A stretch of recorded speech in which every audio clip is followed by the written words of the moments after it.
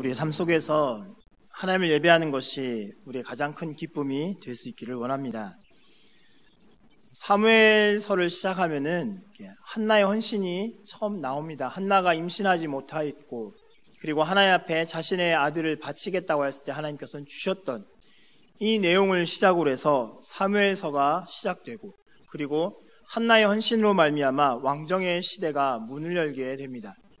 그 전까지 많은 사람들이 생각할 때에, 내가 생각해 볼 때에, 내 의견에는 이것이 맞다라고 하면 성경의 말씀이 어떠하든지 간에 자기 생각이 맞기 때문에 그대로 행하던 시대가 사사시대였습니다.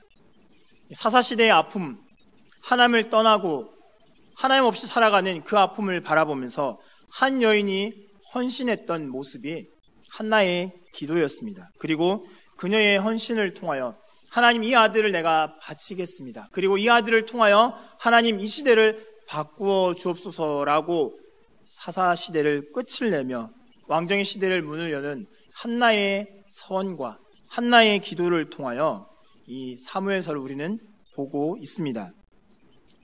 한나가 자신의 아들을 바치겠다고 하였습니다. 자신의 아들을 그리고 바쳤습니다.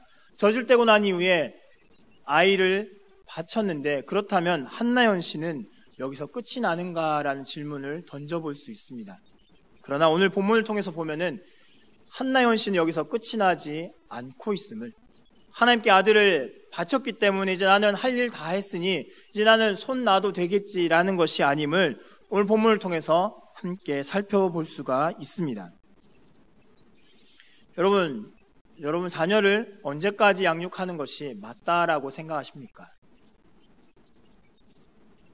대학교 다닐 때까지 등록금 대주면은 나는 우리 자녀들 이제 나는 교육하는 거, 양육하는 거 다 끝났으니 이제 대학 졸업하면 네가 알아서 살 길 찾아가라라고 보통 얘기하시겠죠? 그렇지 않나요?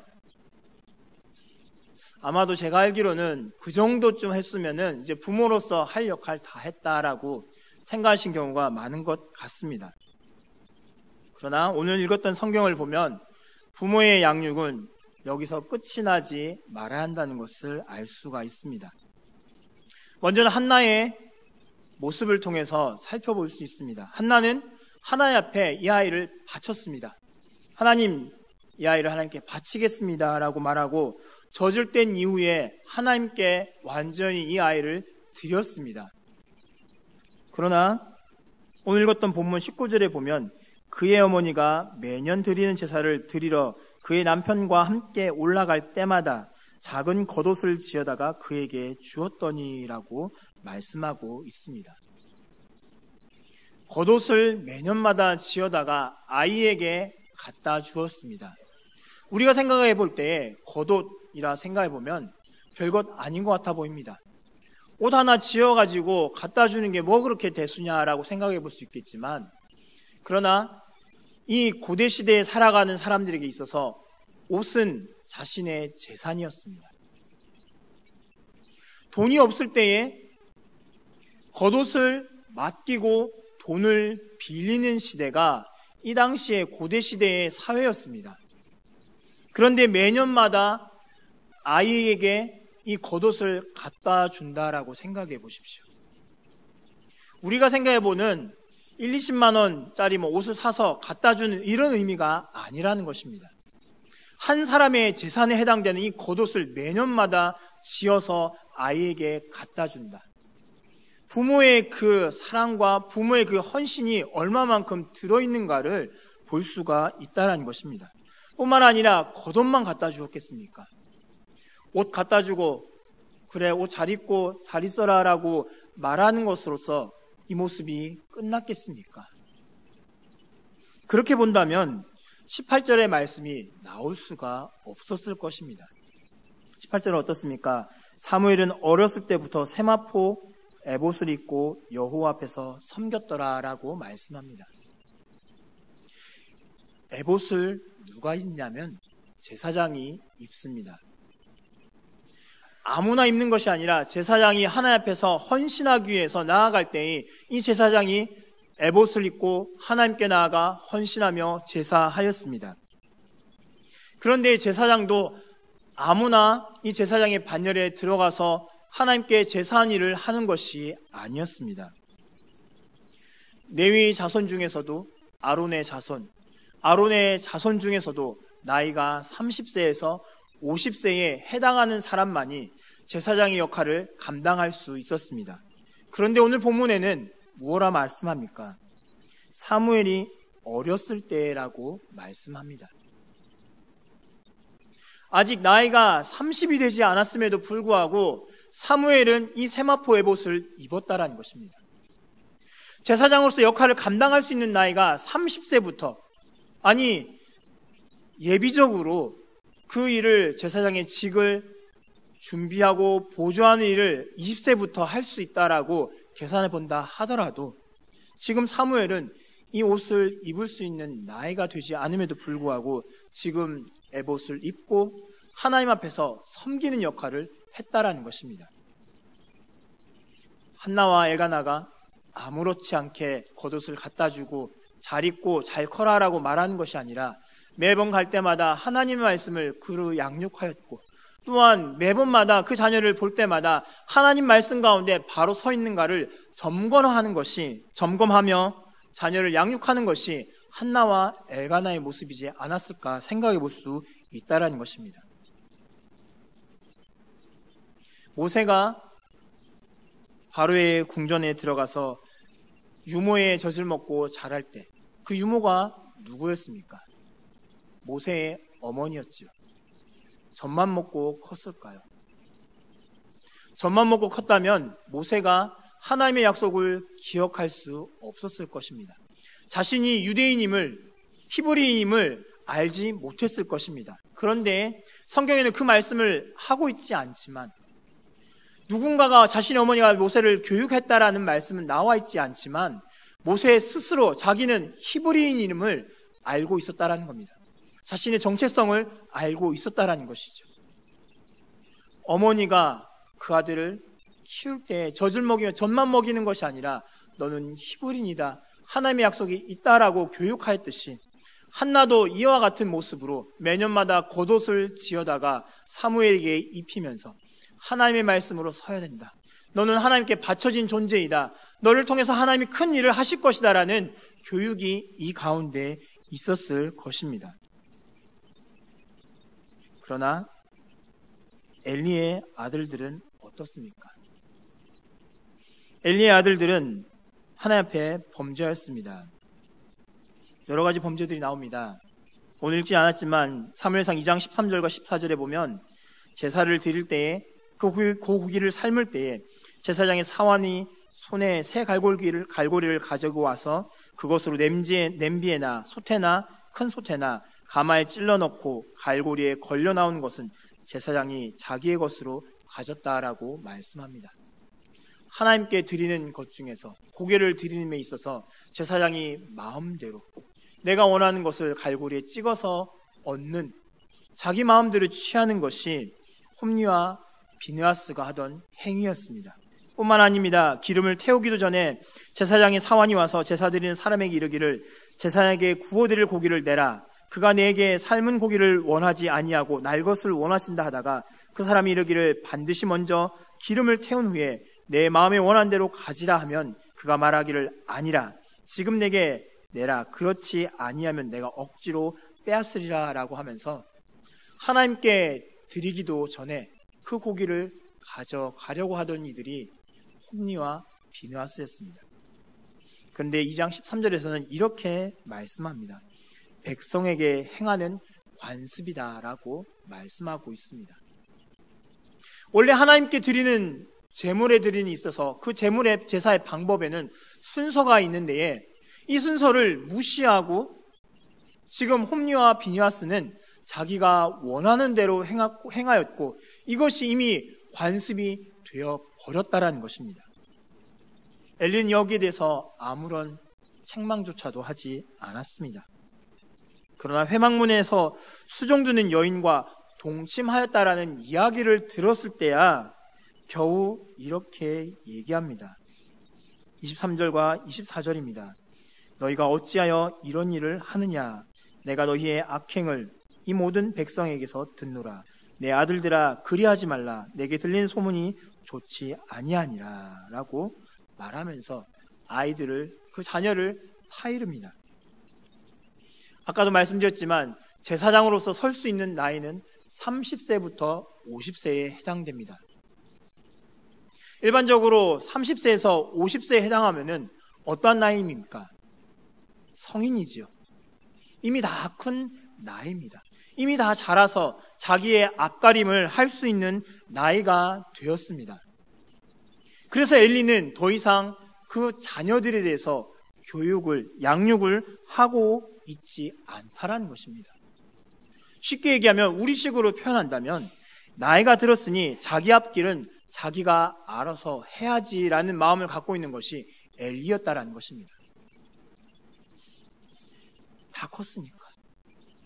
아니 이제 생각도 할 줄 알고 이제 주민등록증도 나왔고 이제 결혼도 했고 자녀도 낳았으니까 이제 지 살 길 지가 찾아서 가야지 내가 뭘 하겠어 라고 생각했던 것이 엘리였다라는 것입니다. 이것이 옳은 것입니까? 여기에 대한 하나님의 평가는 어떻습니까? 홈리와 비느하스의 하나님의 평가는 사무엘상 2장 12절에서 엘리의 아들들은 행실이 나빠 여호와를 알지 못하더라. 하나님을 섬기는 제사장인데 하나님을 알지 못한다고 하나님이 그들을 평가하셨습니다. 2장 17절입니다. 그들이 여호와의 제사를 멸시함이었더라. 하나님이 평가하십니다. 너희가 나의 제사를 멸시한다라고 하나님이 말씀하셨습니다. 사무엘에서 하나님은 어떻게 평가하십니까? 2장 11절에 그 아이는 제사장 엘리 앞에서 여호와를 섬기니라. 제사장 하나님 앞에 들어가서 제사하는 나이가 되지 않았음에도 불구하고 이 아이는 하나님을 섬기도록 하나님이 허락해 주셨다는 겁니다. 나이가 어림에도 불구하고 하나님이 자신을 섬기는 그 일에 앞에서 사무엘이 어리다 할지라도 내가 그를 쓰겠다 하시면서 하나님이 인정하셨다는 겁니다. 그리고 2장 26절에 아이 사무엘이 점점 자라매 여호와와 사람들에게 은총을 더욱 받더라. 하나님이 사무엘에게 은총을 내리셨습니다. 사람들만 은총을 주는 것이 아니라 하나님도 이 사무엘을 보면서 그 모습을 바라보면서 대견하고 뿌듯한 그 마음을 갖고 계시며 그를 더 사랑하셨다라고 성경은 말씀하고 있었습니다. 우리나라 말에 이런 말이 있죠. 자녀는 나이가 많이 들어도 부모 앞에서는 누구라고요? 아이입니다. 아무리 자녀가 70이 되었어도 90 먹은 노부모 앞에 가면 어떻게 됩니까? 아이가 될 수밖에 없습니다. 그 부모는 어떻게 하십니까? 90 먹은 부모는 나이가 70 된 자녀를 바라보면서 이런 얘기를 하시죠. 갈 때 차 조심해라고. 갈 때 조심해서 돌아가라고.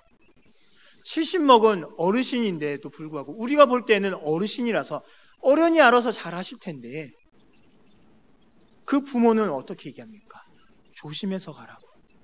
갈 때 차 조심하고 불 조심하고 뭐 조심하고 하면서 하나하나 일일이 다 챙기시는 것이 부모의 모습이지 않습니까?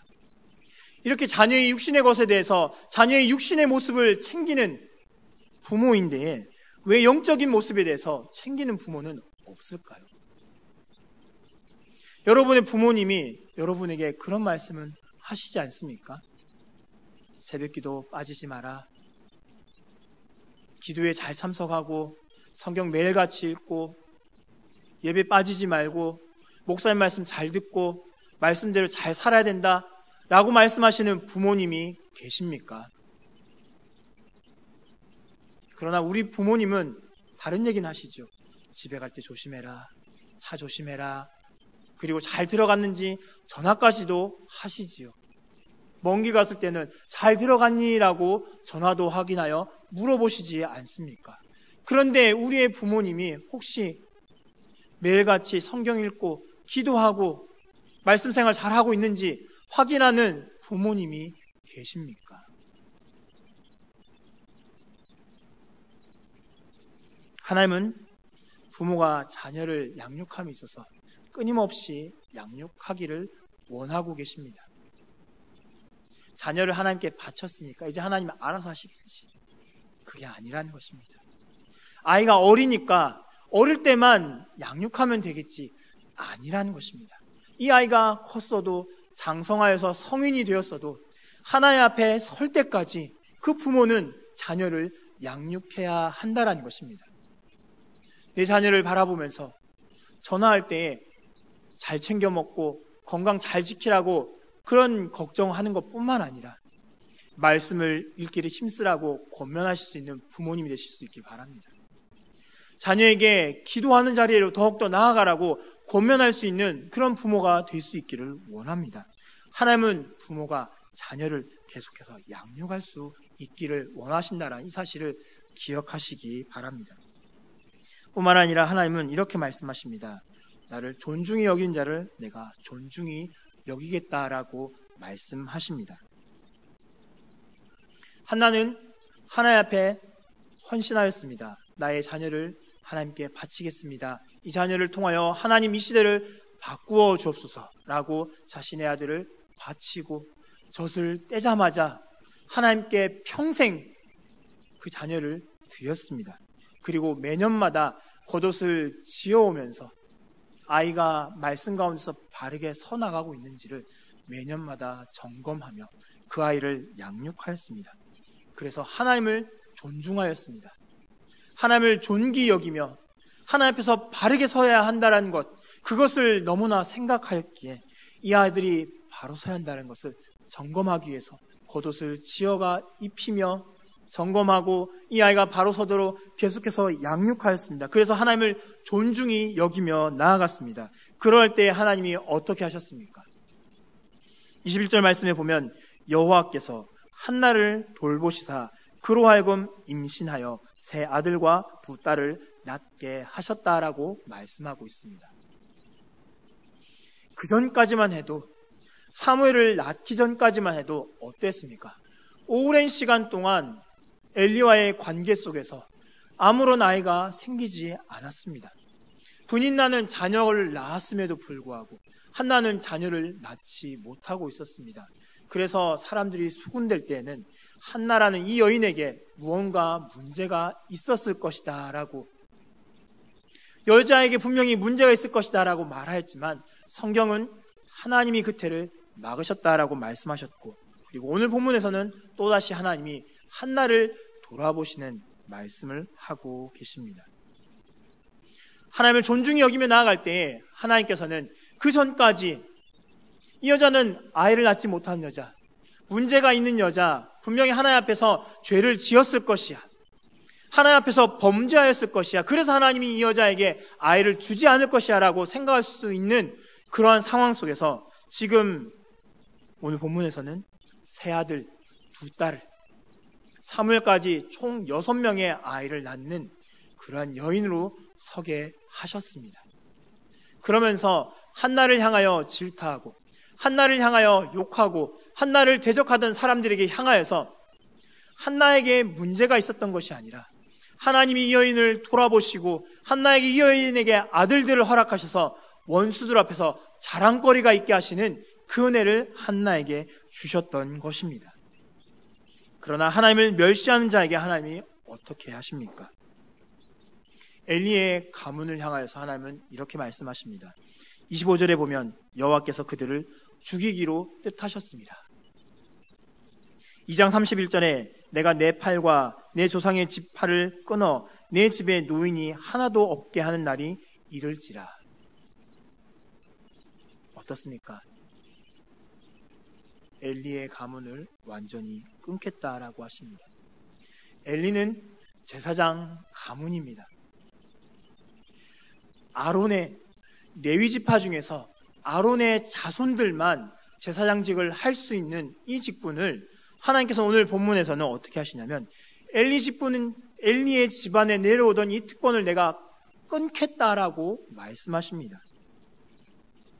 제사장이 어떤 일을 했습니까?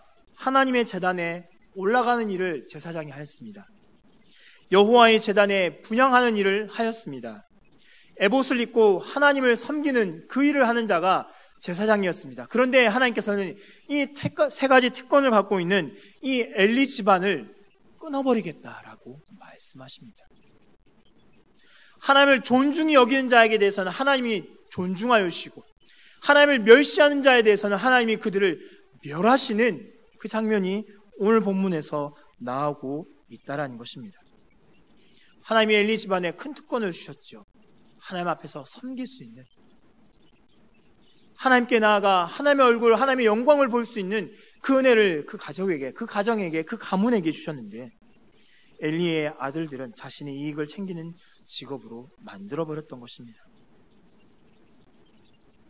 특권을 하나님께 범죄하는 데 사용했기 때문에 하나님께서는 이 특권을 제거하겠다라고 말씀하고 계십니다. 하나님은 존중히 여기는 자를 존중히 여긴다라고 말씀하십니다. 읽지는 않았지만 30절의 말씀에 보면 나를 존중히 여긴 자를 내가 존중히 여기고 나를 멸시한 자를 내가 경멸하리라 라고 말씀하셨습니다. 이와 비슷한 두 가문이 있습니다. 미국에 조나단 에드워드라는 목사님이 있습니다. 이 목사님은 미국의 영적 대각성을 일으켰던 굉장히 유명한 목사님입니다. 이 목사님의 부인 역시 신앙이 훌륭했던 분이셨고, 또 이 가정에서는 계속해서 하나님을 열심히 섬기는 가문으로 살아왔습니다.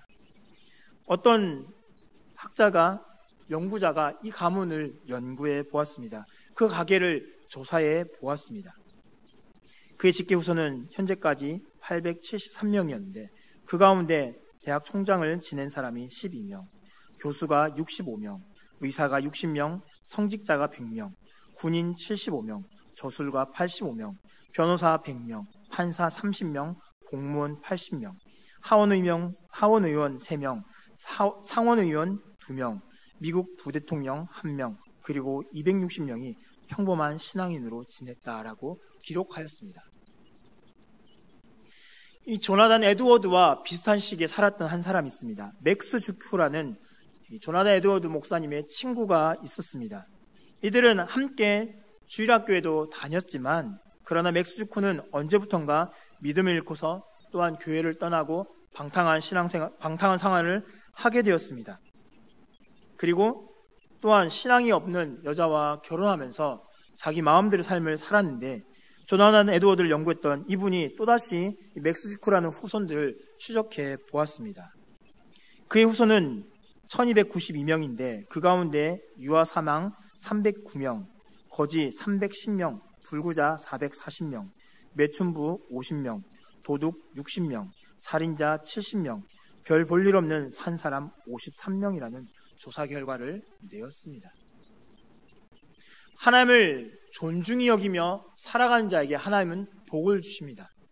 그러나 반대로 하나님을 경멸하는 자에게는, 하나님을 멸시하는 자에게서는 하나님이 그를 멸시하겠다, 경멸하겠다라고 분명하게 하나님은 말씀하고 계십니다. 하나님은 한나의 헌신을 기뻐 받으셨습니다. 자신의 아들을 바치며, 또한 이 바침에 있어서 단회적으로 바치고 더 이상 아들을 돌아보지 않음이 아니라 끊임없이 돌아보고 이 아이가 하나님 앞에서 바르게 서서 하나님의 말씀대로 바르게 세워지며 하나님께 바르게 사용되어지기를 원하는 마음으로 매년마다 이 아이를 돌아보고 챙기며 격려하며 주의 말씀으로 양육하는 그 마음 가운데로 나아갔을 때 하나님께서는 그 가문을 축복해 주셨습니다. 또한 그렇게 살아왔던 또 다른 가문들에게도 동일한 축복을 하나님 허락해 주셨습니다.